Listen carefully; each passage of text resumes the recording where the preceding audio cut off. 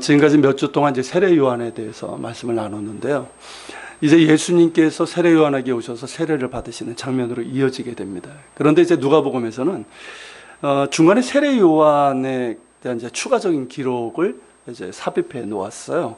그것이 바로 이제 18절부터 20절인데, 특별히 이제 19절, 20절을 보면 분봉왕 헤롯과 관련된 이야기가 나오죠. 자, 여기 보면 이제 분봉왕 헤롯이 그의 동생의 아내 헤로디아의 일과 또 자기에게 행한 모든 일로 말미암아 요한에게 책망을 받고 그의 한 가지 악을 더하여 요한을 옥에 가두었다라고 되어 있어요. 자, 여기서 일단 이제 분봉왕 헤롯이 누구냐면, 전에 한번 말씀드린 적이 있는데 예수님 탄생 시의 헤롯이 아니라 그의 아들 중에 하나죠. 그래서 헤롯 안티파스, 보통 이제 헤롯 안디바라고 그러는데 그 사람이에요. 이 분봉왕이라는 말은 뭡니까? 이건 왕이 아니라, 그러니까 나라 전체를 다스리는 왕이 아니라 나라를 이렇게 나눠 가지고 다스리는 일종의 뭡니까? 영주와 같은 그런 위치를 얘기하는 거예요. 하지만 이제 백성들에게는 실제적으로 왕으로 여겨졌던 사람이죠. 자, 예수님 탄생 시에 이 헤롯은 왕이었어요. 물론 이제 로마 제국 밑에 있었지만 유대 땅 전체를 다스리면서 실제적인 권력을 행사했던 왕이었기 때문에 그를 이제 구별하기 위해서, 다 헤롯이라고 쓰니까 구별하기 위해서 헤롯 왕 혹은 헤롯 대왕, 영어로도 이제 헤롯 더 그레이트 이렇게 쓰고 있습니다. 근데 이제 그의 아들들은 왕이 아닌 분봉왕이었단 말이죠. 이 세 아들인데요. 이제 헤롯 대왕이 이제 죽을 때 자기의 영토, 유대 땅이죠. 그걸 이제 세 아들에게 이제 나눠주는데 그 아들들이 헤롯 아켈라오, 헤롯 안디바, 헤롯 빌립이에요. 이들 모두는 왕이 되기를 원했어요. 그래서 이제 로마 황제에게 나를 왕으로 임명해달라고. 그러면 이제 자기가 이제 우두머리 되니까 뭐 하려고 해보려고 한 거죠. 근데 로마 황제가 이제 허락하지 않았고, 그래서 결국 이제 분봉왕이 되고 말았습니다. 자, 그 중에 하나인 이 헤롯 안디바는 복음서에 제일 자주 등장하는 사람이에요. 그렇죠? 특별히 예수님의 공생의 기간에 있었던 사람이기 때문에 자주 등장하는데, 그가 다스렸던 지역이 어디냐면 여기입니다. 지도에서 보시면 저기 갈릴리하고 베레아라고 써 있는 부분이 보이십니까? 갈릴리는 그 옆에 갈릴리 호수가 있죠. 베레아는 요단강하고 밑에 사해가 있죠. 보이십니까? 그 두 지역을 이제 헤롯 안디바가 다스렸어요. 근데 이제 유다 사마리아 제일 큰 지역이죠. 거기를 다스렸던 사람이 이제 헤롯 아켈라오인데, 이 사람이 이제 폭정을 거듭하면서 결국은 파면됩니다. 그래서 이제 추방되고, 그러면서 이제 헤롯 안디바가 예루살렘에까지 영향을 끼치게 돼요. 그러면서 그의 아버지 헤롯 대왕이 시작했던 예루살렘 성전 재건 사업을 그가 주도하게 됩니다. 아시죠? 헤롯이 이제 성전을 재건하잖아요. 그걸 이제 주도했어요. 그러면서 이제 유대인들의 환심을 사고자 했던 거죠. 근데 그렇게 이제 개입을 하다 보니까 누구하고 부딪히게 될까요? 로마 총독 빌라도하고 부딪히기도 하고, 때로는 친하게 지내기도 하고 그랬던 사람이에요. 그러니까 정치적으로는 가장 유능했던 인물이고요. 하지만 자신의 권력을 유지하고 자기가 원하는 것을 얻기 위해서는 수단 방법을 가리지 않았던 사람이기 때문에 유대인들이 좋아하지 않았고, 일단은 유대인이 아니잖아요. 싫어했고, 그리고 예수님께서도 그를 뭐라고 불렀습니까? 여우라고 불렀죠. 그만큼 교활한 사람이었다는 거예요. 자, 오늘 본문에는 바로 그 헤롯 안디바가 이 결혼 문제 이야기인데요. 19절에 보면 이제 분봉왕 헤롯이 그의 동생 아내 헤로디아의 일이라고 얘기를 했어요. 자, 이게 무슨 얘기냐면 헤롯 안디바는 이미 결혼을 했어요. 나바티안 왕국의 공주하고 결혼을 했습니다. 부인이 있는 거예요.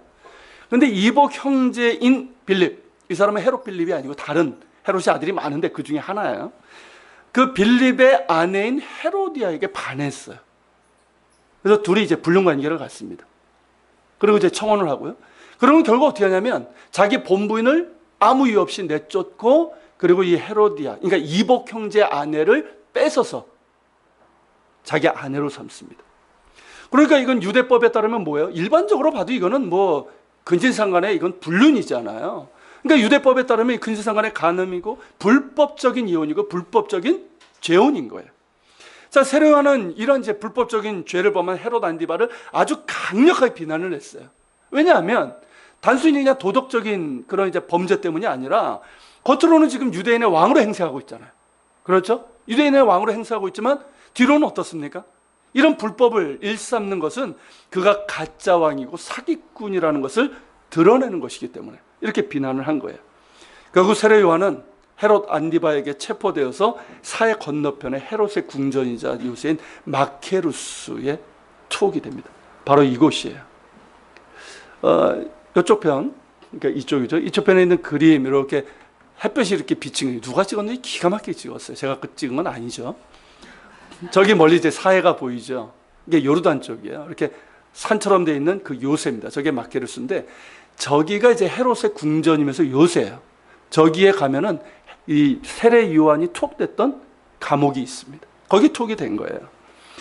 자, 그런 가운데서 헤롯의 두 번째 아내인 헤로디아라는 이 여자가 아주 악한 여자예요. 헤롯 안디바의 생일에 전 남편 빌립에게서 난 딸 살로메한테 춤을 추라고 그래요. 그래서 이제 그 영화 한번 보셨습니까? 그런 영화 있었는데 예전에. 그렇죠. 그래서 이 헤롯 안디바는 살로메의 이제 춤을 이렇게 보면서 흥에 겨워가지고 야, 뭐든지 다 들어주니까 원하는 대로 얘기해. 이랬죠. 그러니까 살로메가 바로 얘기한 게 뭡니까? 뭘 달라? 세례 요한의 머리를 달라, 목을 달라 얘기한. 그 어린애가 10대 애가 세례 요한의 머리를 달라. 누가 시킨 걸까요? 그 엄마 헤로디아가 시킨 거. 잘하시네요.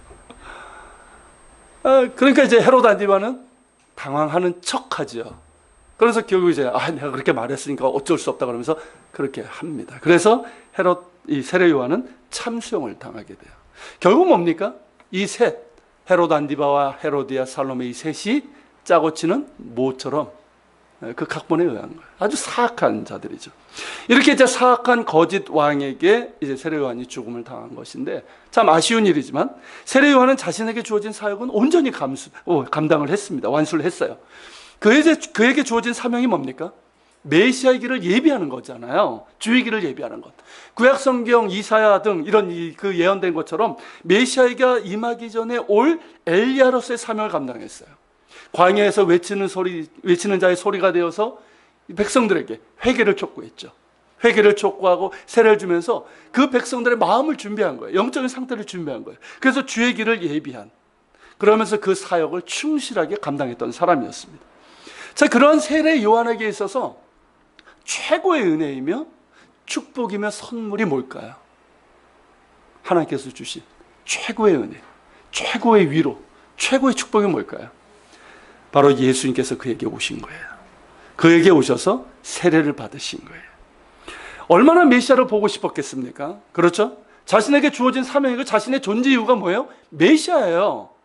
그러니까 메시아의 길을 예비하는 게 자기의 존재 이유예요. 사명이고. 그렇기 때문에 누구보다도 메시아를 뵙기를 원했고 마침내 예수님께서 그에게 오셨을 때 그는 성령의 감동으로 바로 알아보게 되죠. 이분이 바로 예언대로 오신 메시아시다라는 걸 알게 됩니다. 그때 얼마나 행복했을까요? 그랬겠죠. 얼마나 행복했을까요? 우리도 이렇게 예수님 생각하면 막 그러지 행복해지지 않습니까? 뭐 아니신가요? 좀 낯서신가요? 막 행복해지잖아요. 그죠? 얼마나 행복했겠어요? 얼마나 감사하고 황홀했겠습니까? 근데 예수님께서 세례 요한에게 세례를 받고자 하신 거예요. 오셨을 뿐만 아니라 세례를 받고자 하신 거예요. 세례 요한에게는 어땠을까요? 굉장히 당황스러운 일이었습니다. 왜냐하면 예수님께서 세례를 받으실 이유가 있습니까? 세례를 받으실 이유가 없지요. 그렇죠? 요한이 베푼 세례는 죄사함을 받게 하는 회개의 세례였기 때문에 자, 죄 없으신 하나님의 아들이신 예수님께서 세례를 받으실 이유가 없는 거예요. 그리고 세례 요한은 뭐라고 고백했습니까? 나는 어떤 사람이다? 예수님의 신발끈을 풀기도 감당하지 못할 사람이다. 그렇게 고백했던 사람이에요. 그렇기 때문에 자기가 어떻게 예수님에게 세례를 베풉니까? 이건 말도 안 되는 일이죠. 그럼에도 예수님께서는 세례 요한에게 세례를 청하셨고 결국 세례를 받으시게 돼요. 이에 대해서 이제 좀 더 구체적인 내용이 있는 마태복음 3장에 보면요, 이렇게 기록되어 있어요. 한번 읽어볼까요? 이때 예수께서 갈릴리로부터 요단강에 이르러 요단에게 세례를 받으려 하시니 요한이 말려 이르되 내가 당신에게서 세례를 받아야 할 터인데 당신이 내게로 오시나이까? 예수께서 대답하여 이르시되 이제 허락하라. 우리가 이와 같이 하여 모든 의를 이루는 것이 합당하니라 하시니 이에 요한이 허락하는지라. 자, 여기 보면 자, 세례요한이 일단 굉장히 당황하죠. 당황하는 모습이 보입니까? 막 당황하면서 죄송스러운 마음에 세례를 받고자 하는 예수님을 말려요. 이러시면 안 된다고. 말리는 거예요. 내가 당신에게서 세례를 받아야 되는데 왜 내게로 오십니까? 라고 얘기를 하고 있는 거예요. 이에 대해서 예수님께서 이제 허락하라. 우리가 이와 같이 하여 모든 의를 이루는 것이 합당하니라 말씀하셔요. 이게 무슨 뜻일까요? 우리가 이와 같이 하여 모든 의를 이루는 것이 합당하다. 이게 무슨 뜻일까요? 지금 예수님께서 세례를 받으시는 여기에는 하나님께서 뜻하신 의가 있다는 거예요. 하나님께서 이루고자 하시고 나타내고자 하시는 의가 있다는 거예요. 이해가 되십니까? 그러므로 사양하지 말고 세례를 베풀라는 거예요. 이에 세례 요한은 그의 주님이신 예수님께 세례를 베풀게 됩니다.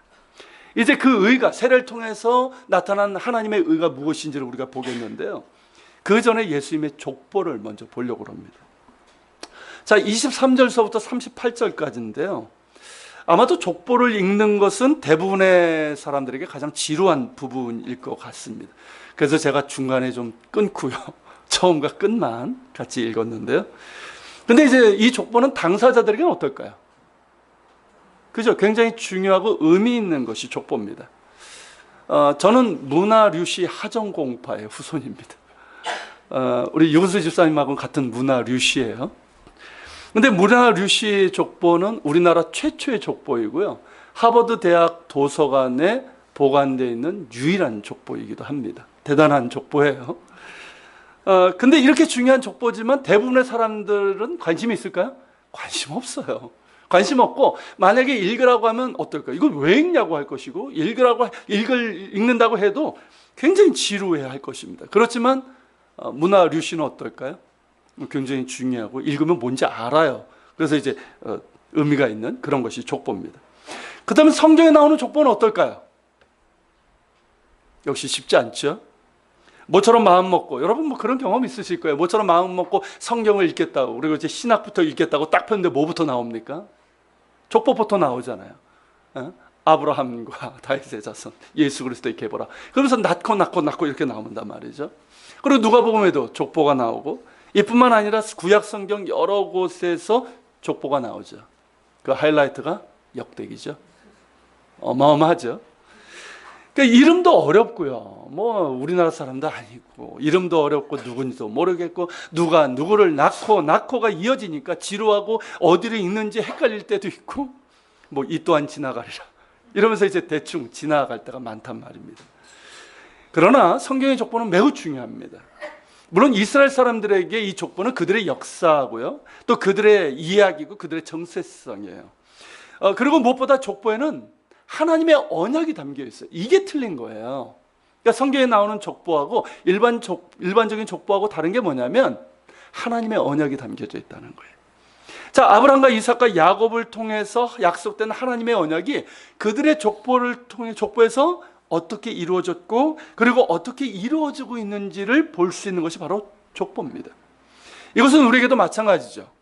뭐 이스라엘 사람들처럼 우리는 혈연적인 연관성은 없지만, 우리 성경의 족보를 통해서 하나님께서 어떻게 당신의 뜻을 이루어 가셨는지, 그리고 어떤 방식으로 그 언약을 이루어 가시는지를 보게 됩니다.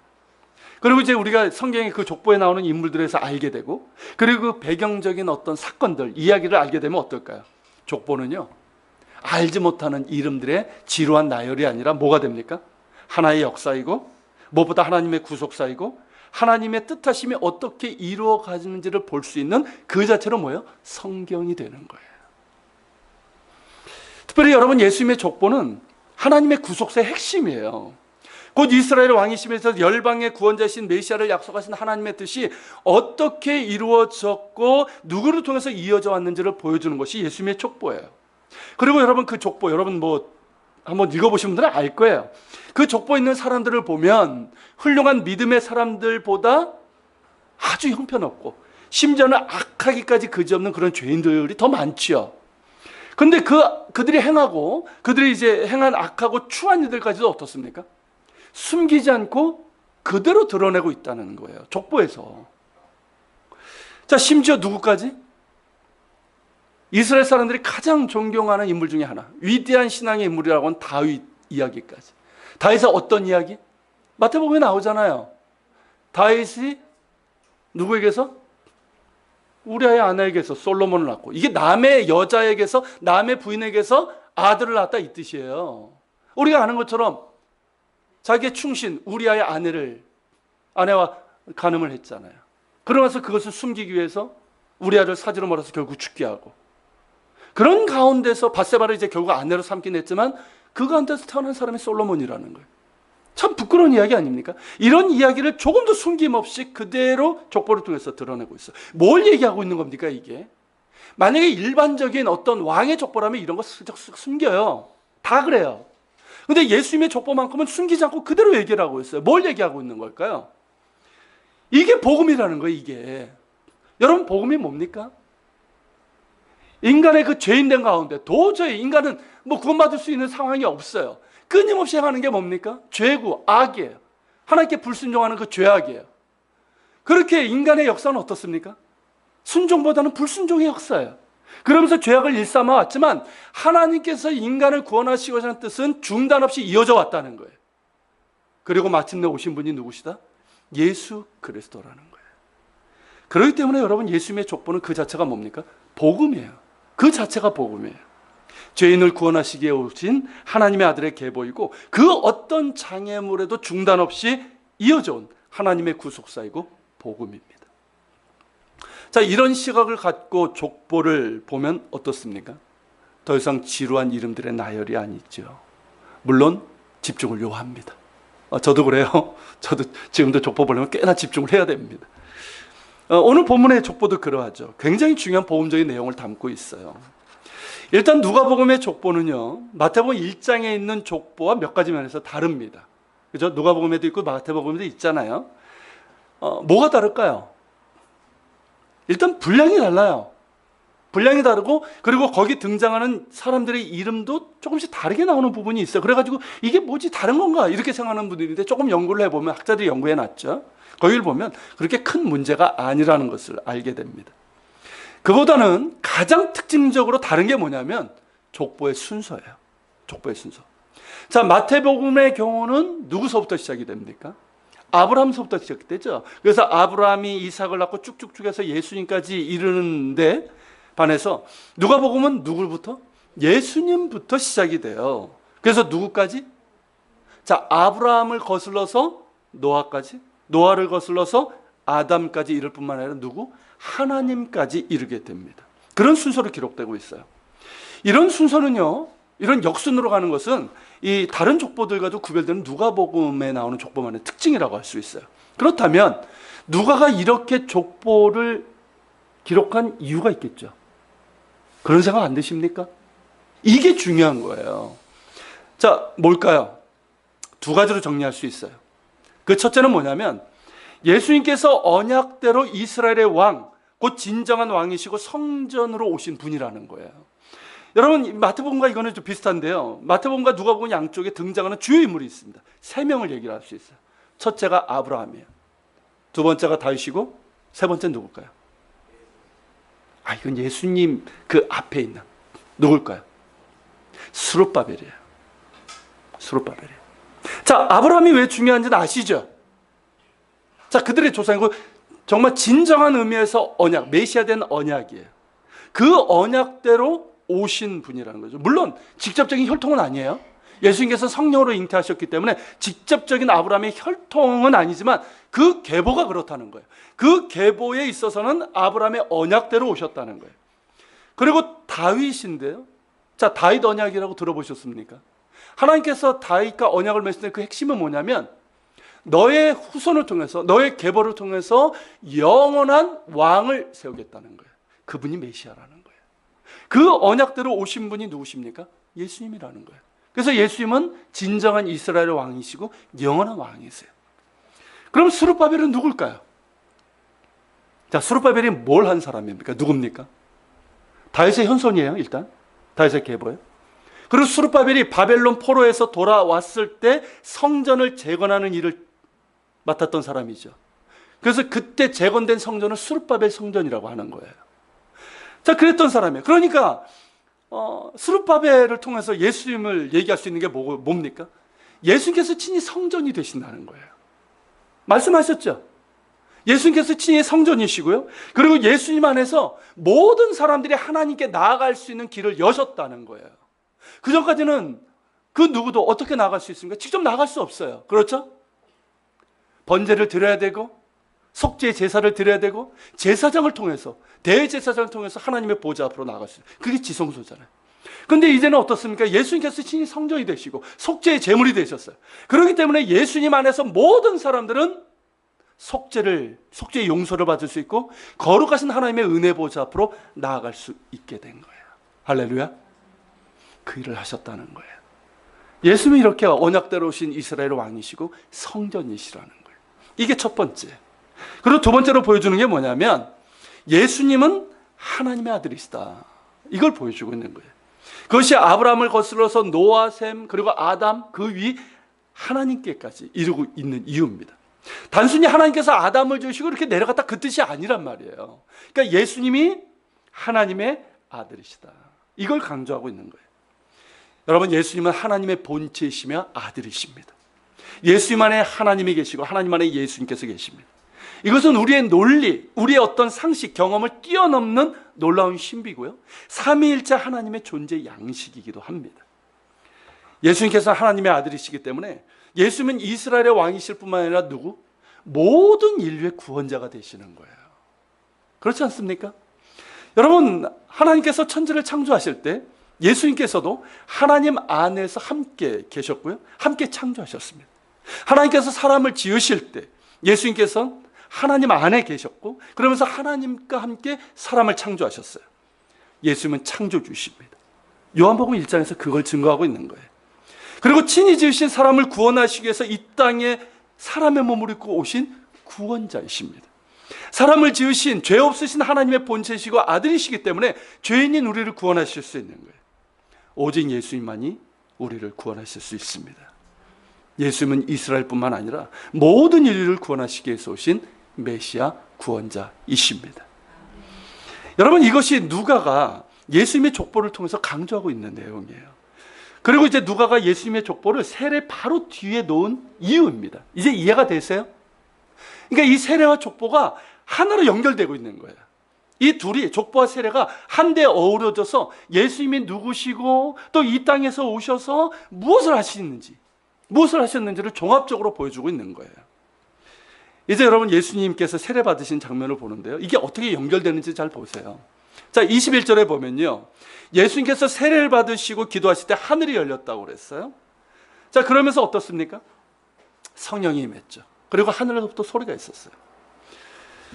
그런데 누가복음에서는요, 이 세례에 대한 장면이 마태복음, 마가복음에도 나오고요. 또 이제 뭐 다른 데도 나오는데, 근데 여기서는 특별히 예수님께서 세례를 받으실 때 기도하셨다라는 게 나와요. 기도하셨다. 세례를 받으시고 기도하실 때에 이렇게 나와요. 여러분, 누가복음에서 굉장히 강조되는 것 중에 하나가 뭔지 아십니까? 예수님의 기도예요. 물론 다른 데도 나오지만 특별히 누가복음은 예수님의 기도가 굉장히 많이 강조되어 있어요. 자, 예수님께서 세례 받으실 때 기도하셨죠. 그리고 공생애의 본격적인 시작을 앞두시고 뭘 하셨습니까? 광야에서 40일 동안 금식하시며 기도하셨죠. 제자들을 택하실 때도 그냥 딱 보고 너 따라와, 이게 아니라 기도하셨어요. 그리고 오병이의 기적을 행하셨을 때 사람들이 예수님을 왕으로 삼고자 했을 때 어떠하셨습니까? 피하시고 기도하셨어요. 그리고 굉장히 바쁘신 사역 가운데서도 어쩌고 하셨습니까? 새벽 미명에 산에 올라가서 기도하셨어요. 그리고 십자가를 앞두시고 겟세마네에서 기도하셨고 심지어 십자가 상에서도 기도하셨단 말이죠. 예수님께서 그렇게 기도하신 이유는 뭘까요? 이 땅에 오신 이유 늘 확인하시는 거예요. 그렇죠? 왜 오셨는지를 확인하는 거예요. 그러면서 예수님 자신을 통해서 온 인류의 대속물로 구원의 문을 여시기까지 흔들림 없이 그 길, 십자가의 길을 가실 수 있었던 거죠. 기도가 있었기 때문에. 그러면서 동시에 우리에게 기도의 모범을 보여주신 거예요. 자, 예수님께서 이렇게 기도하셨다면 그분을 믿고 그분의 제자인 우리는 어떻게 해야 된다는 걸까요? 기도해야 된다는 거죠. 기도하지 않고서는 뭐 방법이 없지 않습니까? 여러분, 기도해야 됩니다. 기도해야 됩니다. 늘 기도해야 되고요. 바쁠 때 더 기도해야 돼요. 많은 사람들이 바쁠 때 안 하죠. 바쁠 때 예배 소홀해지고요. 근데 바쁠 때 예배해야 돼요. 바쁠 때 기도해야 돼요. 어떤 중요한 일을 앞두고 어떻습니까, 여러분들은? 어떤 중요한 일을 앞두고 누구에게 전화하고 기도해야 돼요. 중요한 일을 앞두고 제일 먼저 해야 될 것은 기도인 줄로 믿습니다. 기도해야 돼요. 그리고 주님과 깊은 사귐을 위해서 우리가 기도해야 돼요. 그리고 하나님의 뜻에 합당한 삶을 살아가야 되잖아요. 지난번에 말씀드렸지만 우리에게 힘이 없어요. 그러나 힘이 없어요. 그래서 기도해야 돼요. 나 자신을 위해서, 가정을 위해서 기도해야 되고, 교회를 위해서, 또 교우들을 위해서 기도하면서 우리를 통해서 하나님의 뜻이 이루어질 수 있도록 하나님께서 영광 받으시길 위해서 기도해야 됩니다. 예수님께서 그렇게 기도하셨고요. 이 공생의 시작이라고 할 수 있는 이 세례를 받으셨을 때도 기도를 하셨습니다. 무엇을 기도하셨는지는 나오지 않지만 우리는 충분히 짐작할 수 있어요. 말씀드린 것처럼 뭡니까? 이제 공생을 시작하시는 거잖아요. 그러니까 이제 이스라엘과 온 인류를 구원하시고 하나님의 뜻을 마음에 두시고 기도를 하셨을 겁니다. 그 뜻이 이루어지고 하나님의 영광이 예수님을 통해서 온전히 나타나기를 기도하셨을 것입니다.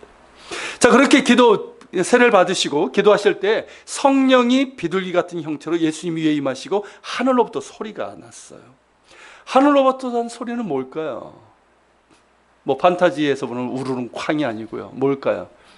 네, 그렇죠. 누구의 소리입니까? 하나님의, 성부 하나님의 소리예요. 너는 내 사랑하는 아들이라. 내가 너를 기뻐하노라. 여러분, 이렇게 예수님께서 세례를 받으실 때 무엇과? 성령과 성부 하나님의 말씀이 있었어요. 성령과 말씀이 함께 임했다는 거예요. 여러분, 성령은 뭘 의미하는지 아십니까? 성령의 강림은요, 메시아적인 기름 부음을 얘기하는 거예요. 기름 부음. 여러분, 기름 붓는 예식이 나오죠. 성경에 보면. 이게 뭔지 아십니까? 하나님으로부터 사명을 받은 사람에게 행하는 거예요. 그래서 그 사람에게 머리에 기름을 부음으로써 그 사람은 공식적으로 그 사명을 받은 자가 되고 그 사명을 완수하기 시작을 합니다. 그런 전통을 이어받은 게 뭘까요? 지금 교회에서 그 전통을 이어받은 게. 그게 안수예요. 여러분, 목사 안수죠. 그러니까 목사 안수이고, 그리고 이제 평신도들한테 어떻습니까? 장로, 권사, 안수 집사, 임직 때 행하는 그 안수예요. 예전에 기름까지 부었어요, 실제로. 근데 이게 약식이 되면서 기름을 붓지 않고 다만 손을 얹고 안수를 하고 있죠. 자, 안수가 있기 전까지는 뭘까요? 목사 후보생일 뿐이에요. 목사고시도 다 패스하고 다 준비가 됐지만 목사 후보생이에요. 아직 목사 아니에요. 자, 장로, 권사, 안수 집사 뭡니까? 실제로 안수를 받기 전까지는 그냥 피택자죠. 예비일 뿐이에요. 안수를 받고서야 공식적으로 목사가 되고, 그래서 목회 사명을 감당할 수 있게 되고요. 장로, 권사, 안수 집사도 역시 그러합니다. 예수님의 경우도 그래요. 그러니까 성령의 강림으로 뭐예요? 이게 기름 부음이 된 거예요. 그러니까 이사야서든 구약성에 보면 메시아께서 오실 때 하나님의 영이 임한다고 말씀하셔요. 여러 군데 나와요. 그러니까 그대로 된 거죠. 그렇게 성령의 강림은 메시아적 기름 부음에 해당이 됩니다. 물론 이제 세례를 받기 전에도 예수님은 메시아셨지만 성령의 강림과 기름 부심으로 말미암아 메시아로서의 공적인 사역이 이제부터 시작되었다. 이걸 확증해 주는 사건인 거예요. 그리고 하늘로부터 난 소리, 곧 성부 하나님의 말씀은 뭘까요? 예수님께서 누구시고? 하나님의 아들이시고. 이게 족보에 나타난 그대로 연결되는 거예요. 하나님의 아들이시고 이스라엘과 온 인류를 구원하실 메시아 그리스도심을 친히 선언하고 계시는 거예요. 근데 여러분, 여기서 하나님께서 내 사랑하는 아들이라고 그랬잖아요. 근데 그 사랑하는이라는 말이요, 굉장히 깊은 의미가 있습니다. 그게 원어적인 의미를 이렇게 살펴보면요, 무슨 뜻이냐면 유일한이라는 뜻을 갖고 있어요. 유일한. 그렇다고 한다면 성부 하나님께서 너는 내 사랑하는 아들이라, 이 말씀의 뜻은 뭘까요? 예수님께서 하나님의 유일하신 아들, 곧 독생자임을 뜻한다고 볼 수가 있는 거예요. 그러니까 하나님 자신과 같고 또한 유일하신 아들이신 예수님을 우리에게 내어주신 거예요. 여러분, 이것이 얼마나 큰 사랑입니까? 그냥 아들 내어주신 게 아니에요. 하나님 자신의 본체예요. 그런 분을 우리에게 내어주신 거예요. 여러분, 이보다 더 큰 사랑이 어디 있겠어요? 그렇지 않습니까? 여러분, 이와 같은 하나님의 사랑에 대해서 사도 요한이 우리에게 이렇게 증언을 하고 있어요. 요한일서 4장입니다. 같이 있습니다. 여기입니다. 하나님의 사랑이 우리에게 이렇게 나타난 바 되었으니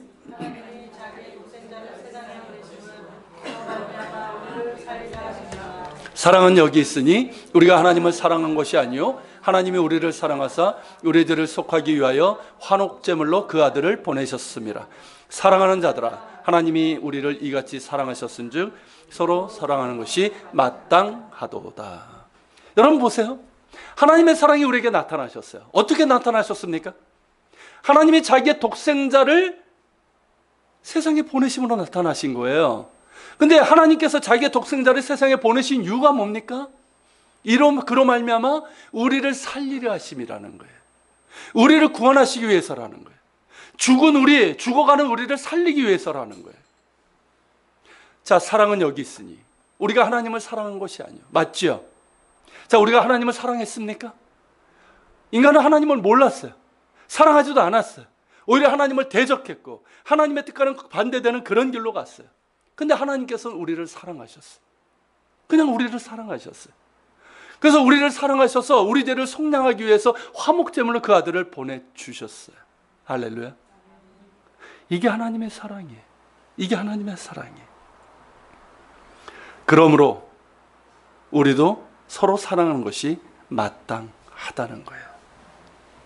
여러분, 우리가 서로 사랑하는 것이 마땅합니다. 사랑합시다. 여러분, 요한복음 3장 16절에서도 뭐라고 얘기하고 있습니까? 자, 요한복음 3장 16절 뭐 다 아시겠지만 같이 읽겠습니다. 하나님이 세상을 이처럼 사랑하사 독생자를 주셨으니 이는 그를 믿는 자마다 멸망하지 않고 영생을 얻게 하려 하심이라. 자, 요한복음 3장 16절은 성경 전체의 요약이에요. 핵심이에요. 여러분, 성경은 뭡니까? 세상을 사랑하셔서 독생자를 내어주신 하나님의 러브 스토리예요. 그게 성경이에요. 그렇기 때문에 성경은 예수 그리스도에 대한 이야기예요. 여러분, 예수님을 보지 못하면 성경을 제대로 이해하지 못하는 거예요. 하나님이 세상을 이처럼 사랑하셔서 독생자를 주셨습니다. 여기서 세상은 누굴까요? 세상은 누굴까요? We are the world. 우리일까요? 당신이에요. 당신이에요. 우리말에는 당신이라는 표현이 조금 어색한데요. 영어로 하면 you예요. you. 여러분 한 분 한 분이에요. 이해가 되십니까? 무슨 뜻인지? 여러분, 주님께서 뭐라고 말씀하셨습니까? 한 영혼이 천하보다 크다 하셨어요. 귀하다고 하셨어요. 하나님의 눈에는 우리 한 사람 한 사람이 뭡니까? 세상이에요. 세상이에요. 아십니까, 여러분? 그러니까 하나님이 세상을 이처럼 사랑하사, 이 말은 뭡니까? 나 한 사람을 사랑하셔서 나를 구원하시기 위해서 독생자를 주셨다는 거예요. 그러므로 그를 믿는 자마다 멸망하지 않고 영생을 얻게 하려 하심이라. 이게 하나님의 사랑이에요. 믿습니까, 여러분? 느껴지십니까? 많은 사람들이 그래요. 이 하나님의 사랑을 느껴지지 않는다고. 왜냐하면 나는 하나님을 사랑한 적이 없는데 뭐 내가 사랑해달라고 했냐고 이런 식으로 얘기를 하죠. 근데 여러분, 이게 현실이에요. 이게 사실이에요. 하나님께서 우리를 사랑하신 것은 사실입니다. 이 사랑에 대해서 그 마음을 열고 받아들일 때 하나님의 사랑이 얼마나 큰지를 알게 될 것입니다. 여러분, 예수 믿으십시오. 예수님 안에 거하십시오. 예수님은 우리를 향하신 하나님의 사랑이에요. 그 사랑을 알 때 진정한 행복을 알게 됩니다. 예수 그리스도 행복의 시작입니다. 할렐루야. 그리고 하나님께서 내가 너를 기뻐하노라고 하셨는데요. 이 말씀은 뭐냐면 이사야서 42장에 예언된 말씀을 함축적으로 담고 있어요. 자, 이사야서 42장 1절부터 8절인데요. 자, 이것도 좀 길어가지고 제가 좀 줄여가지고 이렇게 좀 정리를 했는데요. 같이 읽겠습니다. 내가 붙드는 나의 종, 내 마음에 기뻐하는 자, 곧 내가 택한 사람을 보라. 내가 나의 영을 그에게 주었은즉 그가 이방의 정의를 베풀리라.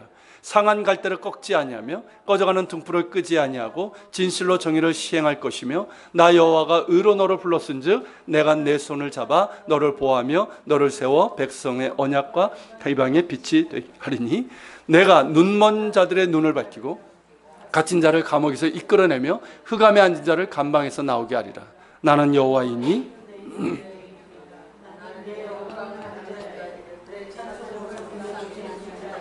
아멘. 여러분, 이 구절은요, 이사야에서 나오는 메시아된 예언 중에 하나예요. 그러니까 메시아에게 주어진 사명, 메시아께서 하실 일에 대해서 이제 말씀하고 있는데요. 우선 1절에 있는 것처럼 어떻습니까? 자, 1절에 있는, 다시 보면 어떻습니까? 내가 나의 영을 그에게 주었은즉, 성령의 강림을 얘기하는 거예요. 그게 이제 그대로 세례 받으실 때 임했던 거죠. 성령이 임했던 거죠. 그리고 1절에 보면 그가 이방에 정의를 베풀리라 라고 말씀하고 있어요. 자, 정의를 베풀 것이다. 그 정의가 뭘까요? 그 정의가, 메시아께서 베푸실 정의가 뭘까요? 그게 3절의 말씀이에요. 자, 3절에 보면 뭐라고 되어 있습니까? 상한 갈대를 꺾지 아니하며 꺼져가는 등불을 끄지 아니하고 진실로 정의를 행할 것이다. 여러분, 이게 메시아께서 행하실 정의예요. 그 정의는 뭐냐면 우리가 일반적으로 생각하는 어떤 사회 정의를 얘기하는 게 아니에요. 그것도 포함되지만 뭐냐면 상한 갈대 같은 우리, 꺼져가는 등불 같은 우리를 궁히 여기시는 사랑을 얘기하는 거예요. 자, 예수님께서 이 땅에 있을 때 어땠습니까? 정말 사람들에게 천시받고 병든 자, 가난한 자, 죄인들의 친구가 되셨고 그들을 어루만져 주셨고 그들을 고치시고 치유하셨던 분이에요. 그러면서 정의를 행하신 거예요. 이 일을 하셨다는 거예요. 그리고 6절의 말씀처럼 6절에서 뭘 얘기하고 있습니까? 너를 세워 백성의 언약과 이방의 빛이 되게 하리라고 그랬어요. 여러분, 이게 뜻이 무슨지 아십니까? 메시아 안에서 모든 사람들이 하나님과 언약을 맺게 될 것이라는 뜻이에요. 그리고 하나님의 메시아는 이방의 빛, 곧 온 세상의 빛이 되실 것이라는 이 뜻이에요. 여러분, 예수님을 구주로 영접하는 자는 하나님의 언약 안에 있게 됩니다. 그것이 하나님의 자녀가 되는 권세예요. 여러분, 이것이 얼마나 놀라운 축복이고 권세인 줄 믿으십니까? 아십니까? 여러분, 예수 그리스도 안에 있는 자는 하나님의 언약 안에 있게 됩니다. 그 언약은 영원한 거예요. 그리고 예수님은 이방의 빛이시고 온 세상에 빛이 있어요. 그 빛을 보는 자는 그 눈이 밝아지게 됩니다. 빛이신 예수님께서 우리를 비칠 때 우리의 눈이 밝아지는 거예요. 그리고 빛이신 예수님을 구주로 영접할 때 갇힌 자들이 자유케 되고 흑암 가운데 있는 자들은 빛을 보게 되고 생명을 얻게 될 것입니다. 그러면서 하나님께서 하신 말씀이 뭐예요? 나는 여호와이니 이는 내 이름이라. 나는 내 영광을 다른 자에게 내 찬송을 우상에 주지 아니라. 왜 메시아의 예언에 이 말씀이 있을까요? 메시아는 여호와 자신이란 뜻이에요. 하나님 자신이란 뜻이에요. 예수와 그분의 이름 안에 여호와의 이름이 있다는 얘기예요. 그래서 예수님을 통해서 하나님께서 영광 받으시고 찬송을 받으시게 될 것이라는 뜻입니다. 할렐루야. 여러분, 예수님을 통해서 하나님께서 영광 받으시고 찬송을 받으십니다. 우리는 예수님을 통해서 성부 하나님을 예배할 수 있는 거예요. 예수님을 찬송하고 영광 돌리는 것이 곧 성부 하나님을 찬양하며 영광 돌리는 것입니다. 예수님을 믿는 것이 성부 하나님을 믿는 거예요. 아십니까, 여러분? 의외로 교회 다니면서 이거 모르는 분들 의외로 많아요. 예수 믿는 것이고 성부 하나님을 믿는 것입니다. 예수님께 기도하는 것이 곧 성부 하나님께 기도하는 것이고 예수님을 사랑하는 것이고 성부 하나님을 사랑하는 거예요. 우리는 예수님을 통해서 하나님을 알 수 있습니다. 예수님을 아는 것이 곧 하나님을 아는 거예요. 그렇기 때문에 사도 바울은 하나님을 아는 지식을 그리스도를 아는 지식과 동일시하고 있고요. 그리스도를 아는 지식을 가장 고상한 것으로 알고 그 다른 것은 무엇으로? 배설물처럼 여긴다라고 말씀하고 있는 거예요. 여러분, 하나님을 알고 싶습니까? 하나님을 알아야 돼요. 하나님을 모르면 망합니다. 정말 하나님을 알고 싶습니까? 내가 만든 하나님 말고요. 내가 원하는 하나님. 사람들은 그런 하나님을 원해요. 내가 원하는 대로 도깨비와 방망이죠. 뚝딱 해주는 그런 하나님을 원해요. 내가 필요할 때만 평상시 개입하지 말고 괜히 간섭하지 마시고 내가 호출할 때만 응답하는 그런 하나님. 그런 하나님을 원해요. 그런 하나님이 아니라 그런 이상한 하나님이 아니라 진짜 하나님 말이에요. 그런 하나님 알길 원하십니까? 알길 원하세요? 정말 영광 가운데 계시는 살아계신 하나님, 정말 정의와 공의가 그분의 보좌라고 하시는 거룩하신 하나님, 당신의 모든 것을 내어주시기까지 죄인을 구원하기를 원하시는 이 하나님의 사랑을 알기를 원하십니까? 하나님을 알아야 돼요. 이 하나님을 알아야 돼요. 그래야지 우리가 살아요.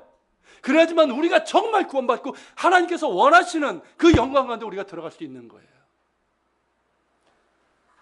여러분, 예수님을 영접하셔야 됩니다. 예수님을 영접해야 돼요. 예수님을 정말 나의 구주로 영접하고 예수님을 사랑하십시오. 예수님을 사랑하십시오. 예수님을 깊이 생각하고 예수님을 바라보십시오.